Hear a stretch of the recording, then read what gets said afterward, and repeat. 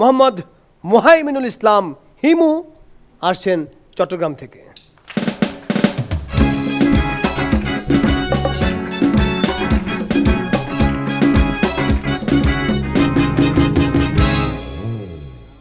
মার খাই, চাপ খাই, ধাক্কা খাই, এই করে করে জীবন হলো নাশ। হাসর মঞ্চে আমার আজকের টপিক ছোট বড় নানা রকমের বাস। তো এই বাস কি? প্রথমে বাসের সংজ্ঞাটা দিয়ে নেই। বলুন তো বাস কি? বাস হলো এমন একটা যানবাহন যখন আপনি নিজে এটার ভিতর থাকবেন তখন সেটি খুবই আস্তে চলবে, কিন্তু বাইরে থেকে যখন এটাকে ধরার চেষ্টা করবেন তখন সেটা আগের বারের চেয়ে 3-4 গুণ বেশি জোরেই চলবে। এরকমই একটা বাসে একদিন প্রচন্ড ভিড়, টিল ধারণের জায়গা নেই, আর একটি লোকও সেই বাসে উঠতে পারবে না। এমন সময় আমাদের সাজু ভাই সেই বাসের দরজায় দাঁড়িয়ে বলছে, আমাকে এই মুহূর্তে এই বাসে উঠতে দিতে হবে, আমি না উঠা পর্যন্ত কোনোভাবেই এই বাস ছেড়ে যেতে পারবে না। এই শুনে বাসের যাত্রীরা তো আরো দ্বিগুণ রেগে গেল, রেগে গিয়ে বলছে, আপনি কি এমন হয়ে গেছেন যে আপনাকে না উঠতে দিলে এই বাস ছেড়ে যেতে পারবে না? এই শুনে সাজু ভাই বলল, আমি এই গাড়ির ড্রাইভার। তো সাজু ভাইয়ের এই বাস আর একটা বাস, এদের মধ্যে পার্থক্য কোথায়? সাজু ভাইয়ের বাস প প হর্ন দিয়া ঢোকে, আর একটা বাস হর্ন ছাড়াই।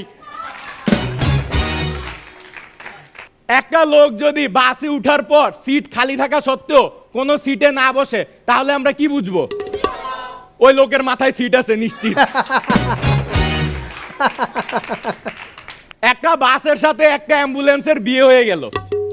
বাসর রাত, রোমান্টিক মুহূর্ত, এইভাবে সারা রাত পার হয়ে গেল। পরের দিন সকালে কি ঘটবে? ওই যে অ্যাম্বুলেন্স বাসটাকে নিয়ে মেডিকেল চলে যাবে। এইবার সাজু ভাইয়ের বাসে ফিরে আসি। সাজু ভাইয়ের বাসটা রাস্তা দিয়ে চলছে চলছে চলছে, হঠাৎ করে ঠুস, চাকা পাঞ্চার। কেন বলতে পারবেন? কারণ ওই বাসের একমাত্র যাত্রী ছিল আমাদের মাজার স্যার। ফ্যান্টাস্টিক।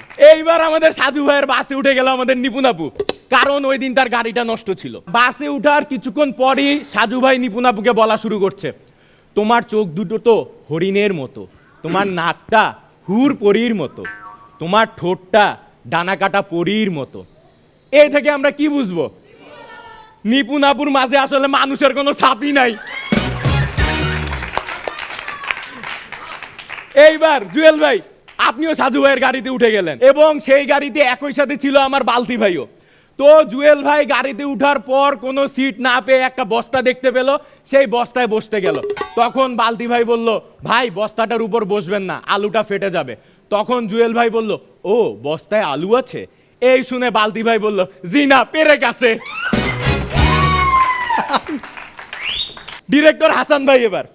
তো সেই দিন আমার ডিরেক্টর হাসান ভাই আমাকে এসে বলতেছে, হিমু 5টা টাকা দে তো, সাজুর বাসে করে বাড়ি ফিরবো। আমি বললাম, ভাই 5 টাকা তো ভাঙতি নাই, পকেটে 500 টাকার নোট। এই শুনে হাসান ভাই বলে, দে 500 টাকায় দে, আজকে আমি হাইটাই বাসায় চলে যাইতে পারবো। যাওয়ার আগে 4 চাকায় ছুটাছুটি, দুরন্ত 12 মাস, কোটি কোটি মানুষের জীবনের গল্প হলো আমার আজকের এই বাস। ধন্যবাদ।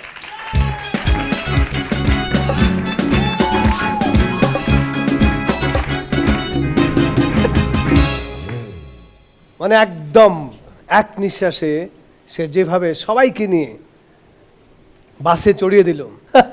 তুমি শুরু থেকে শেষ পর্যন্ত খুবই ভালোভাবে করেছো, কিন্তু তোমার বুঝতে হবে যে তুমি যখন জোকস বলো তখন যদি তোমার আশেপাশের সবাইকে নিয়ে বলতে থাকো, যাকে নিয়ে বলছো সে কতখানি নিতে পারবে,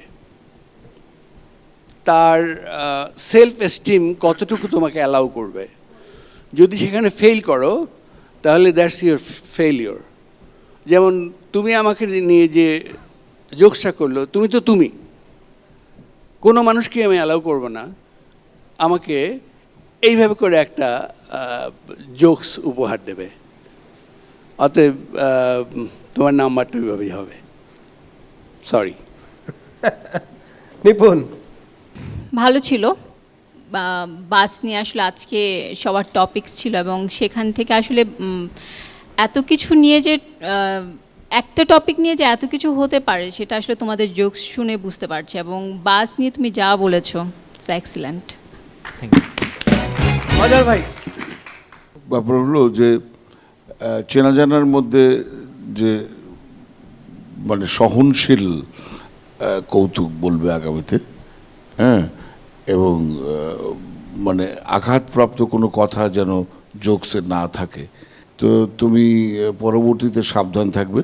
তবে তোমার জোকস, গণপরিবহন নিয়ে, বাস নিয়ে যে জোকসগুলো তুমি বলেছো সবগুলো জোকসই ভালো হয়েছে। ধন্যবাদ তোমাকে।